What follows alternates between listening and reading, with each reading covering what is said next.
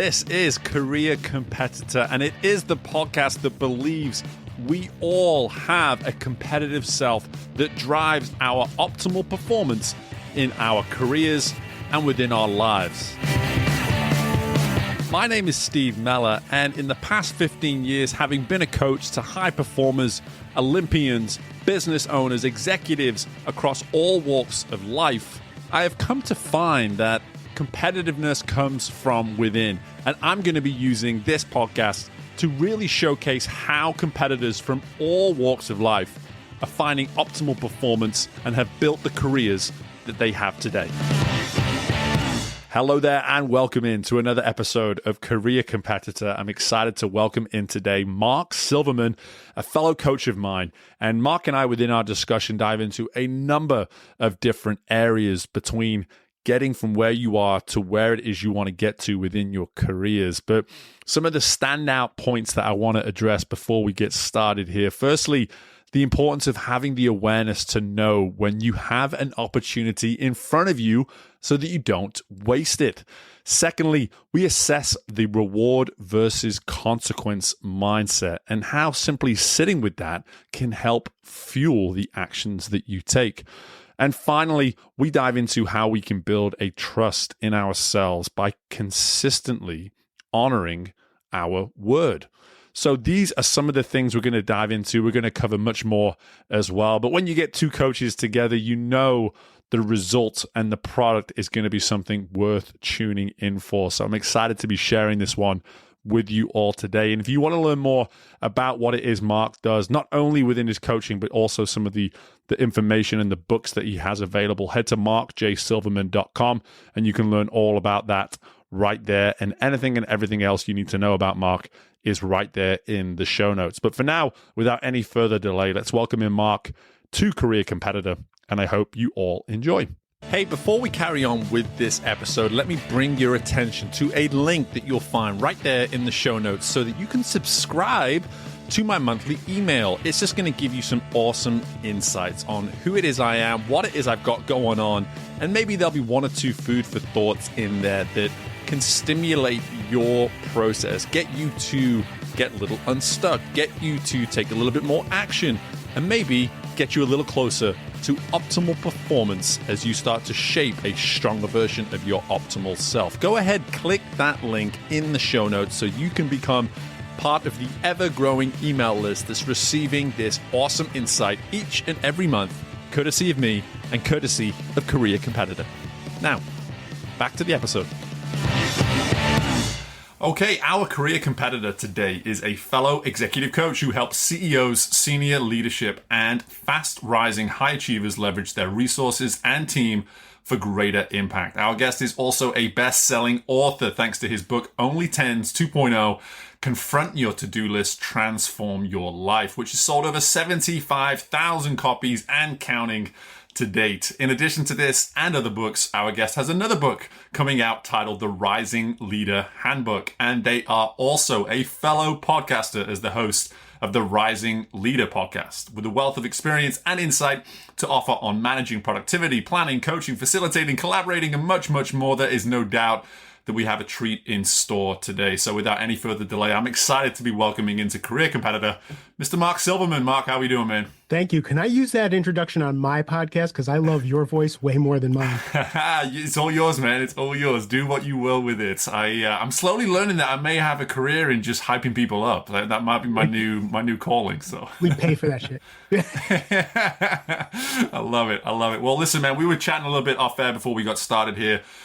I love having coaches in this space, just being able to learn from your philosophies, build upon some of that insight with my own, and just be able to provide content here for people that can help them just continue to upskill, up-level wherever it is they are within their competitive journey and within their careers respectively. So before we start diving into some of the good stuff, just tell us a little bit about yourself, Mark, so that we can all know exactly who we're speaking with here today.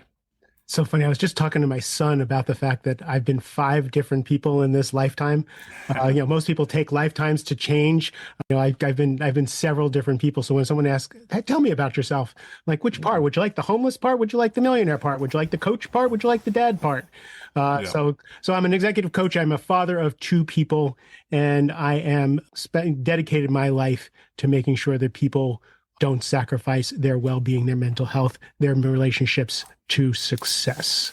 So that's what I do all day, every day, is I just don't want people to fall into the trap that I fell into and had to climb out. And if I can keep them from doing that, I'm a happy guy. I hear it straight away. Don't waste the opportunities we've all got. So many opportunities in this life, and so much of my insights over the years have always come from like you've got this potential, go get it. Like, don't wait another day. And I'm already hearing that from you, which is great. And you acknowledged it there with one of your 5 lives that you referenced there. Is that of coming from one of being homeless and then being to where it is you are today?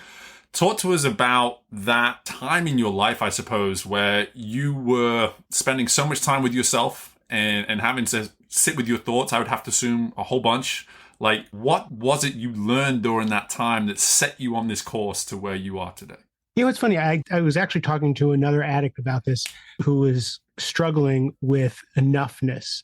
And I said, you and I have had everything taken away from us. We've lost everything. We've been beaten to shit. There's nothing anybody can ever take away from us again. So given that, what do we got to lose, right? So since we've been at the bottom of the barrel, but you talked about potential, and having that. I was told when I was a kid that I was going to be the first Jewish president, right? I was told that I was going to be, or I'm capable of all these things. Something inside, whatever was trauma, past lives, whatever it was, decided I was going to be a drunk, an alcoholic, drug addict, sex addict. Like, instead of becoming the first Jewish president, I was going to be a degenerate. That was unexpected. That wasn't the trajectory. So fast forward, having lost everything and basically destroyed any chances I had in life, to find myself in this position today is an anomaly, right? It's miraculous, if you want. It took a lot of hard work. It took a lot of choices. It took a lot of learning. There's chance, there's people helping. There's just so much that goes into transformed life. Yeah, transformed. That's the word that we're going to have to stick with here for a little bit, because we work in the world of transformation. The other word that you use there, initiates transformation, is that of choice, right? Being able to stop and say, hey, I have a decision to make right here. You don't really trip and stumble into transformation, right? It's a deliberate, intentional act. I don't know about that. You want to? Okay, let's go. Let's push back. Come on, let's go. That. Push back. Push back. Come on. I think I've tripped and stumbled into transformation. In other words, I've fallen into places that gave me the opportunity to make a choice to change my life. Right? Yes. I didn't expect to go to AA and NA, Narcotics Anonymous, and all those things. I just came to borrow some money from my brother. Right? And he said, why don't you move in with me? You'll go to AA meetings and NA meetings. And I made the choice to say, screw it. I got nothing going on. I'm going to do that. But I wasn't looking for that. I wasn't planning on that. Right. So all along the way, again, great. I always wonder, I think life is one portion grace, luck, God, whatever, and one portion effort, choices, deliberation. I just don't know what percentages those are in the world. Like, I think it's 1% my choice, 99% grace. I don't know, but that keeps me humble. I didn't do this. I didn't create this life. I didn't climb out of the ashes and become this guy. But then again, I did. I totally did. I was ready to push back against you straight away. It's like, there's a lot of evidence that says you did, right? But that's exactly what you're saying, right? That's what you're saying here, is that it can be either or, it can be both. And it's being able to just say, like, hey, to a certain extent, almost what I'm hearing is like, maybe don't get too wrapped up in trying to almost identify specifically which one's at play right here, which one's going on right now. Almost sort of just allow the journey to just do what it's doing for you and be as sort of with it and be as present with it as it's happening. Is that kind of what I'm hearing? Yes, and risk, right? Every step that I took for myself that was positive, I was sure I couldn't do. I was sure I wasn't worthy of. I was sure I had all the evidence that I was incapable of this, and I did it anyway. Right? Getting married, taking my first job in tech, right? Leaving, waiting on tables, going to an AA meeting, right? All of those things were things I knew I couldn't do them, and I did them anyway. And most of the time I triumphed because I showed up on time, prepared. Right. That was it. Right. I love this because we've started off with a word or two and we've pushed back a little bit. We've dove a little deeper and now we've come up with this real notice of risk and being able to say, okay, as much as it's choice, as much as it's transformation, there's this sort of caveat under the surface that's at play, which is that of, are you going to play the game of risk or are you going to avoid it? Right. You know, and so much of that story could have been so different had you chose to avoid those risks that you were very much aware of by the sounds of it. And I have, it's a series of decisions, right? I've made choices where I've given into my fear and haven't gone for it, right? I've made choices that I knew I wasn't capable of, and I failed miserably. Like I took a couple of jobs and I failed miserably, and I thought I was all that as a sales guy, and then I screwed up. So it's a series of those, and so far it's been positive on the ledger because I've made enough of those decisions. Yeah. It's about as long as the positive ones outweigh the negative ones, right? Then we're always slightly winning. As long as we're always slightly winning in this game of life, then we keep waking up and doing it again the next day. Well, listen, I would love to dive a little bit into the best-selling book. Just the fact that you've written a book and it ties in very nicely to what we're talking about here. This notion of being able to say, how do you create a to-do list and how do you transform your life? And maybe you're already alluding to some of the stuff you cover in the book, but I would love for you to dive a little bit deeper now into, and I'm about 73,000 copies behind you based on the 75,000 with my own book. So I got some work to do here. Dude, 2,000 copies. So I didn't know this, that selling 2,000 copies of a book is a big freaking deal. I had no idea. I thought my book was a failure. And then I was reading one of the guys who helps people self-publish and all this. And he says, and my book was a big success. We sold 1,000 copies. I was like, what? What are you talking about? So 2,000 copies is significant. I appreciate it. What I love about the title of your book is specifically you're setting a standard. It feels like, only tens right there in the title. It's just saying like, if you're coming into this with anything less, if you really are okay settling with nines, put the book down. You got the wrong book. So it's not as noble as that. Okay. Well, talk to us a little bit about it. It's full of cowardice. So it comes from Derek Sivers' Hell Yes and Hell No. Right? It's either a hell yes or it's a hell no. There's no such thing as hell maybe, right? It comes from Steve Chandler's Time Warrior, right? Busyness equals laziness, right? You're busy because you didn't take the time to figure out what's important. It comes from all of that research. When I became a coach, when I was a sales guy, I was successful because I had an asshole sales manager, right? And I really don't like looking bad, right? So I want my name on the leaderboard. When I became a coach, it's just me, my desk, and my dog. Right. So I didn't have an asshole sales manager anymore to tell me what to do. I'm severely ADD. We tested my kids and they said, who's off the charts? And I was pointing to my ex-wife and they were like, Dad, we don't even know how you function. Right. And that was a revelation in and of itself. It explained so much of the addictions and all that stuff. But I was sitting in my office and I was like, I don't know how to get things done. I pared things down to, just a few things, and I still can't get anything done. And what I realized was that I lie to everybody and I lie to myself about what I'm going to do, what I'm willing to do, what I want to do, what I have time to do. And that what I really do is what I want to do, and what I don't do is what I don't want to do. Only always. We only do what we want to do. We only do, this whole victim owner mentality that Steve Chandler talks about again. I was a victim of circumstances. I thought I had to go to work. I had to make money to support my family. I had to do all these things on my to-do list. And the truth is, I don't have to do shit. I don't have to do anything. Right. And what I realized was I want the reward of doing something, or I want to avoid the consequence. Right. So I don't want to pay my bills. I just don't want the late notices and the late charges, right? So I started figuring out that there's a reason behind everything on my to-do list. The other thing I figured out was that I couldn't look at things A, B, C, big rock, little rock, and then decide what was important. I have ADD. Everything's important. Everything screams at me at the same, and by the way, if you call me and you need something, if Steve called me and say, hey, Mark, can you help me with this? I'm like, fine. I'd rather do what you need done than what I need to do any day of the week. So I figured out that I was a people pleaser and I didn't have any boundaries. Right. So everybody loved Mark because Mark would show up, except Mark dropped the ball a lot of times because Mark would say things because he wanted to say yes to things because he wanted to be liked. And then wouldn't have time to do all those things. So this was my PhD in paying attention to myself. It was my PhD in getting things done with ADD, right? So when I say a 10 is something that has to be done today, and it has to be done by me,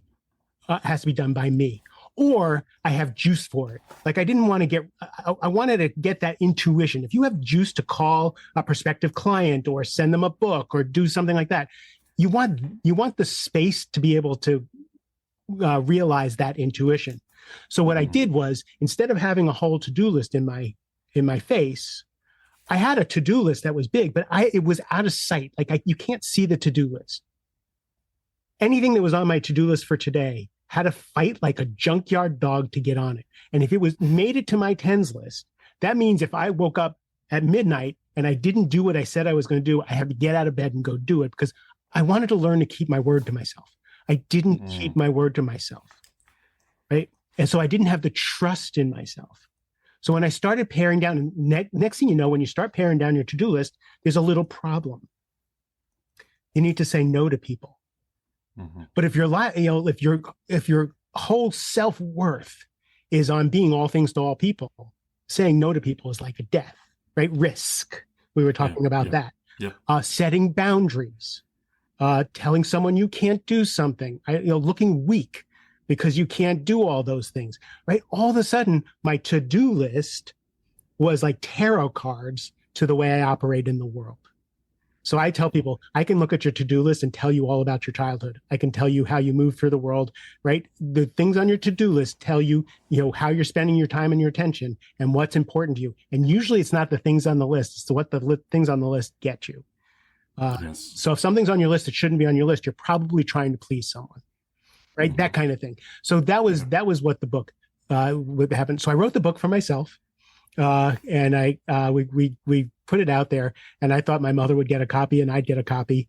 And it sold 1,500 copies the first day. And like, what the hell? And my ex-wife was like, you don't have that many friends. I'm like, I know. And then it sold 1,500 copies the next day. And it was like, what is this? And people give it to CEOs and executives and stuff. And I was like, what are you giving my book for? They're like, it is a perfect system for people who can't do all the other, because I had a Franklin planner. I did getting things done. I spent thousands of dollars on this stuff. None of it worked because I didn't want to do the things I organized, color-coded, and put on my list. Exactly. So now I only do what I want to do, and I don't do what I don't want to do. Only always. Well, I'm taking that as a massive compliment that you're on my podcast. So that's what I'm hearing right now. It's like, he wanted to be here. This is wonderful. I totally 100% wanted to be here. Yeah, and so much to unpack right there. First and foremost, I almost resent myself for the fact that I'm not one of those 75,000 plus. I should have read this book by now because I absolutely need it. 100%. I'm hearing everything you're saying. No excuse. It's free on my website. This is me. Oh, there you go then. It's There's free definitely now. No excuse. Goodness me. But the couple of things I really want to dive a little bit more into is the reward versus the consequence first and foremost, because there's an element of that. And I have to ask you first, like when you speak about reward versus consequence, are you speaking only from the perspective of the individual sort of looking outwards, or are they actually taking that inward ownership to that? Because you talked there about the people pleaser, right? Is this about reward versus consequence to those around you, or is it specifically an internal sort of navigation system? It's both. Both. Right. Okay. So let's we all know people, these abnormal people in their lives who get everything done every day. They're just productivity machines. And you're like, how do you do that? Well, then you dig a little deeper and you know that they're achievers. They get their self-esteem by knocking things off their list. They go to bed feeling good because they hit every item, right? And then did some more, right? So that's where, so their reward is being an achiever. Right. I'm the happy helper. Right. So my reward is people telling me how wonderful I am for having helped. Right. So we all get our reward, our internal rewards, those that way. So again, it's a combination of things. Sometimes we just want dopamine. Right. So we'll just, go on LinkedIn and answer comments and things like that. Or, sometimes we want to do something easy to avoid something hard. So we do the email instead of, the proposal that we're supposed to be doing for this workshop, right? That's going to bring us in thousands of dollars because it's just complicated. Right. So for me, like, for my speaking gigs, I hate doing the expenses. Hate it. Oh my God, do I hate doing the expenses. And when I was a sales guy, I didn't do my expenses, but for every 6 months. And it was like $10,000-$20,000 worth of expenses that I would carry. My ex-wife would be like, "What are you doing?" I'm like, "That's our savings account," because I just couldn't sit down and get myself to do it. And then I realized, oh, the admin in the office could do this in 5 minutes. I gave her 10% of my, because I probably lost 10% of the receipts anyway. 10% of whatever and my expenses were done immediately. But back to my expenses for speaking, I'm flush with cash. I'm fine. I don't need the money from my expenses. I want it. Like, I do need the money, but I don't need the money. If I was starving, I'd be like, oh, I'm going to put that expense report in so I can get that $1,000 and I can pay a bill. So it was going for a while. So then I taught my assistant how to do the expenses. Again, light bulb went off. Oh my God, I have a full-time assistant. She could do the expenses. So I taught her to do the expenses. And then there'd be a glitch. The company needs you to do this and this and this because this, and my assistant can't do it. English isn't her first language. She's not going to do it. And that will sit for months. Again, because I don't need the money, it's not enough to get me off the stick to do it. So now it's been a year and a couple of those are coming up. They will not pay me after a year. Guess what became a 10? Called my assistant. I said, organize everything, point out what's missing what. By the end of the week, I will have it done. I work for you now, right? Because it became a 10. It wasn't a 10 all this time, but now it's a 10 because there's no way I'm gonna let all these people not pay me what they just what I should. Right. So back to my client. Going off on a tangent here, but so I work with a bunch of clients who are really, really successful, and they'll say to me, Mark, and they're in their 50s, right? And they'll say to me, Mark, when I was 30, I would have handled this, and this, and I would have done this, and I would have eaten it for breakfast and all that. And I can't get. I'm supposed to write these new products, and I just can't get to it. And I'm like, well, yeah, because you're too rich and happy. Right. He's like, what? I'm like, you're fine. You don't have to do it, and you don't feel like you should do it because you're the goddamn CEO. Right. He's like, you're right. So unless you were being driven when you were 30 because you were hungry, now you're not hungry anymore. So now, can we delegate it? Does it need to be done at all? What do we want to do with it? Stop forcing yourself to do something you don't want to do anyway. Yeah. So that's how it translates in the executive coaching world. It's so, I love that you took us to the coaching world because that was part of the next part I wanted to go into here. But just to touch on that briefly, it is so important that as we evolve, we understand that it is so normal that the things that were once a 10, in to use your language, are no longer going to be a 10, because if you're just, for instance, starting a business and getting a client for the first time is something that you jump around the room and you're taking everyone out for dinner because you're just so excited, like, hey, oh my gosh, I can't believe it. We actually did it. We got somebody, etc., etc. Turns out by the 15th, by the 30th, by the 100th client, it's not that exciting anymore. And going after a client is much more routine than it was this lofty ambition, if you will. And there's so many similar milestones within a career and within working within an organization. Like in those CEO cases, of course, you're not as hungry to do the things you once were 20 years ago. Like it's just so normal, and it's okay to actually have that moment of just grace with yourself and saying, I wonder why I'm not motivated to do this. Oh, that's why. It's not a priority for me anymore. It hasn't been a priority for a long, long time. But this allows me to really go into now the honoring of your own word, which I think is so important. Here we are now talking on coaching. One thing that comes up for me in my world consistently is session upon session upon session, starting off with what a client assumes is a necessity, is important. And instead of admitting that they don't necessarily want to do it, and we were just talking about this, but that ability to actually take ownership and just honor what it is you truly want. Like, what do you truly want to be doing right now? Do you want to be playing on the golf course this afternoon instead of being in the office working, now that you're an established and successful business owner? You do? Okay, great. Then why do we continue to sort of kick the can down the road with this commitment and this goal and whatever it may be? Like, I'm just curious from your perspective, having been in this industry coaching longer than myself, what has been some of maybe the ways that you approach those conversations when you can just see that this client has some sort of awakening, like, hey, this actually isn't that important to me, and I need to start figuring out a way to become much more honest with myself. So I had a client who was a serial entrepreneur, and he had several businesses. And one of the businesses was not getting off the ground, and he's CEO of this business.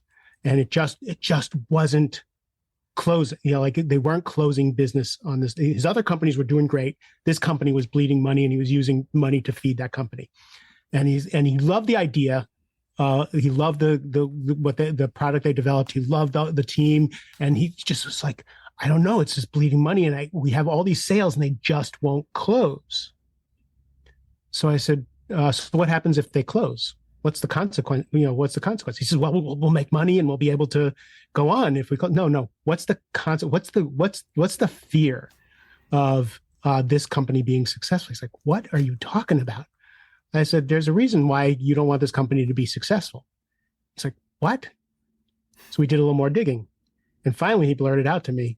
He goes, oh my God, I just don't want to be CEO of another company. I don't want to run companies anymore. That shifted, right? All of a sudden, he started closing sales because we made the decision that as soon as he made enough money, as soon as he closed enough business, the first thing he's going to do is hire a CEO. So he doesn't have to run the company, right? That competing commitments. I think it's Robert Keegan talks about competing commitments, right? The fear of something actually going right, because then you have to do something you don't want to do that you think you should do and that everybody would want to do. Right. I think that, man, you're hitting the nail on the head right there. Like that, assuming.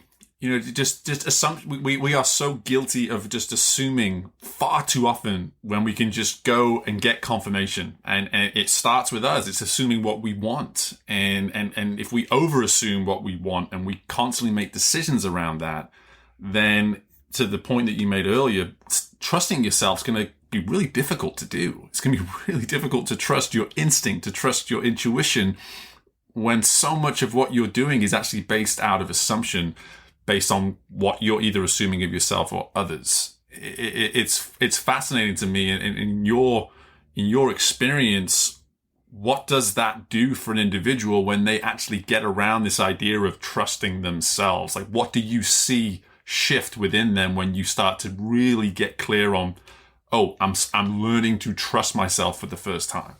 They don't know it. They don't know that that's happening. I start to hear them say, my gut said to do this, or my gut, and it's so fascinating to watch them start to consider another part of themselves. I learned something called M-braining at one point. And it's the brain, the premise of that is that we have brain cells or intelligence in our head, in our heart, and in our gut. And since then, our nervous system. And the M-braining is about checking in with your head. What do you think about something? right? Checking in with your heart. What do you want? What do you care about? Checking in with your gut, your safety, and your identity. And all three of them have different points of view, right? Mm-hmm. I don't actually practice that with most of my clients. Every once in a while, I'll pull it out when they have a really hard decision, but they start to realize that there's other intelligence inside them once I get them to clear out, once they're out of survival. Because almost everybody who starts with me is in survival for their status, power, money, position, or their childhood trauma, which all of us are, right? And so everybody's amped up when they come to me. My favorite thing is when they start to sleep, when they start to tell me that, the medical conditions start to go away, when they tell me, oh, this went wrong, but I didn't care. I went on vacation anyway. So all of a sudden now that opens up. So now they have some semblance of a gut feeling of other intelligence.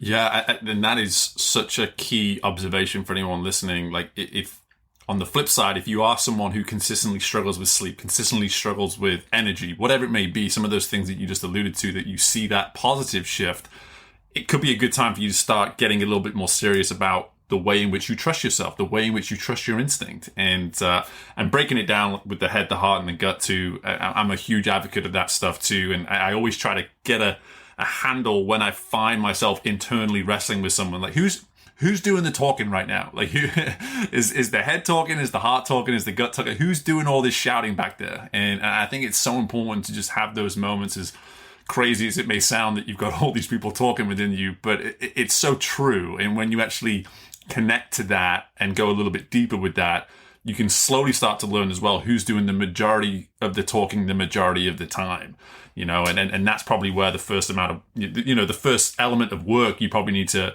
start addressing is with that loudest voice inside of you. So I love this, man. I absolutely do. And I don't want to, I could probably talk to you about this for 2 or 3 episodes, so we'll put a pin in that for now. Because what I want to do is just give you an opportunity just to talk about the new book coming out as well, the Rising Leader Handbook. And so, with that being said, tell us about it, man. What do you have in store coming up here in the future? Oh, sure. So the Rising Leader program is out. It's a 12-week course. My podcast, I rebranded everything to the Rising Leader because I saw that. Yeah. The way I was showing up in the world was a lot more Oprah, a lot more touchy-feely, a lot more. I just want people to be okay, and I care. Like I just care about people. What I realize is that's not how I make my money.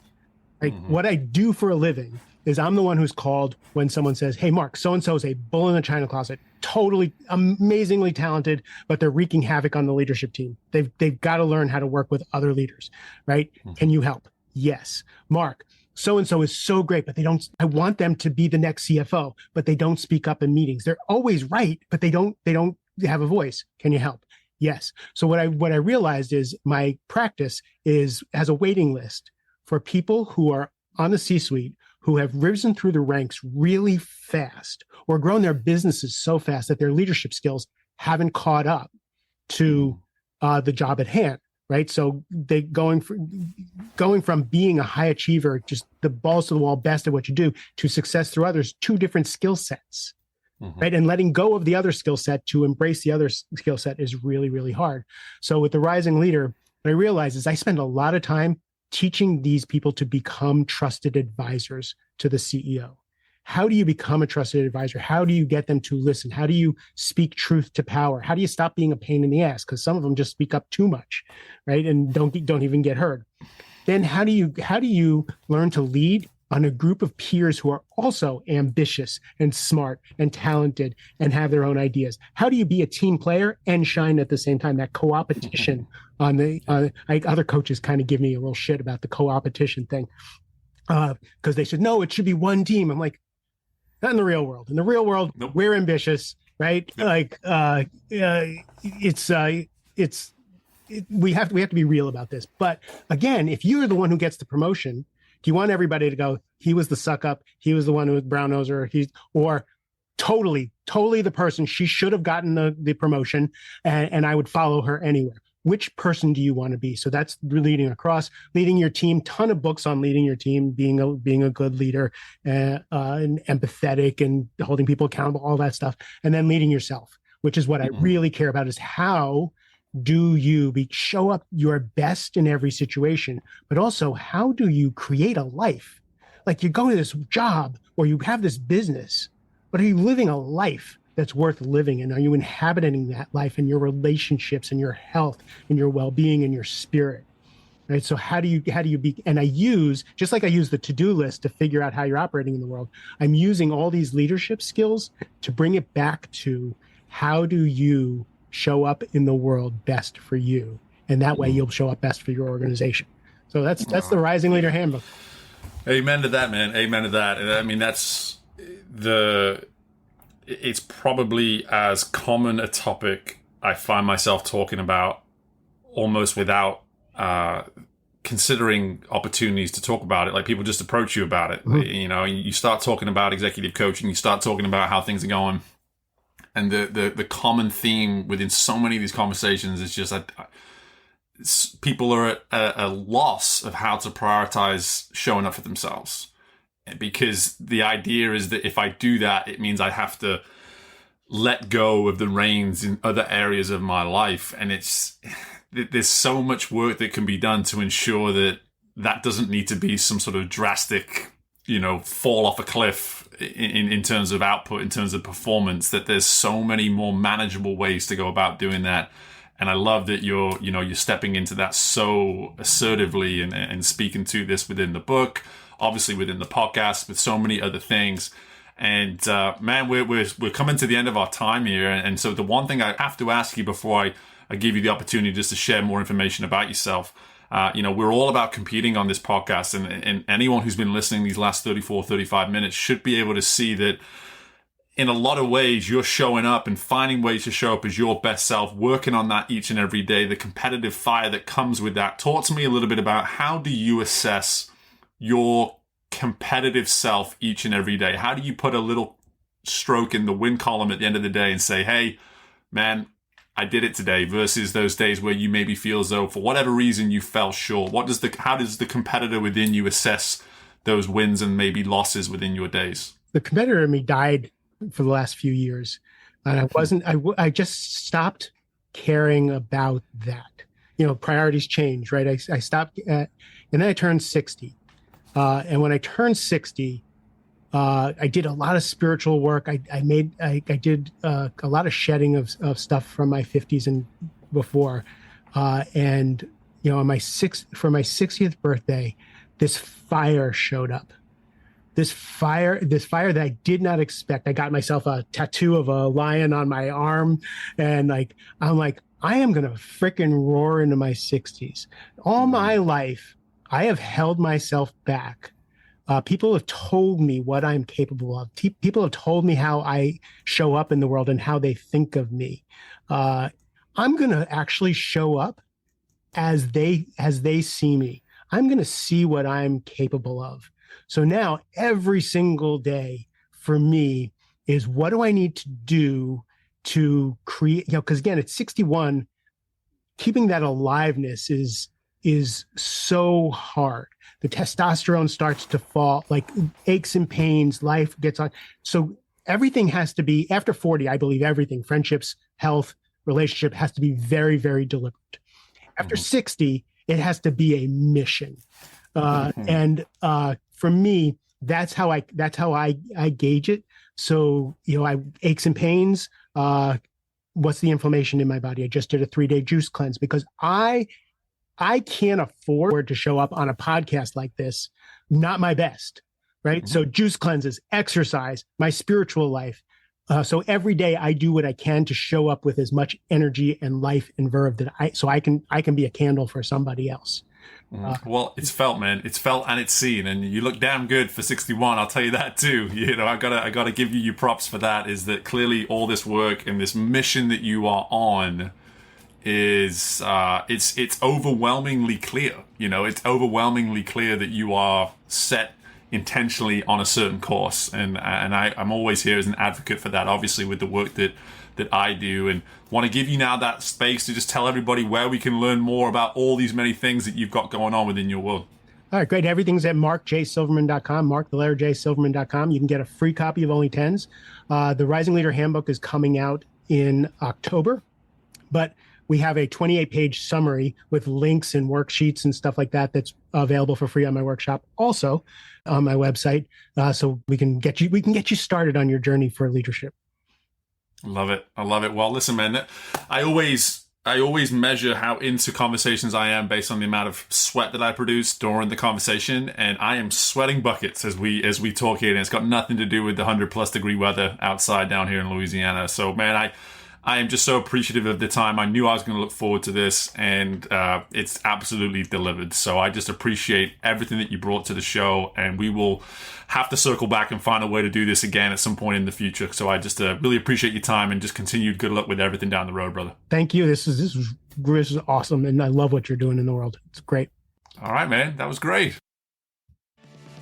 Thanks again for listening to this episode of Career Competitor. And before you leave, be sure to take advantage of your free one-time discovery call with me to see how I can be of service to you as a coach, or potentially even your team. Depending on what it is you're looking for at this point within your career, I want to be able to serve you with 30 minutes of my time to see how I can be of use to you and help you on your path of continued growth towards your optimal self in order to find optimal performance.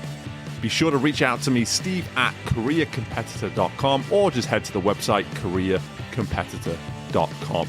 I look forward to connecting with you soon, and bye for now.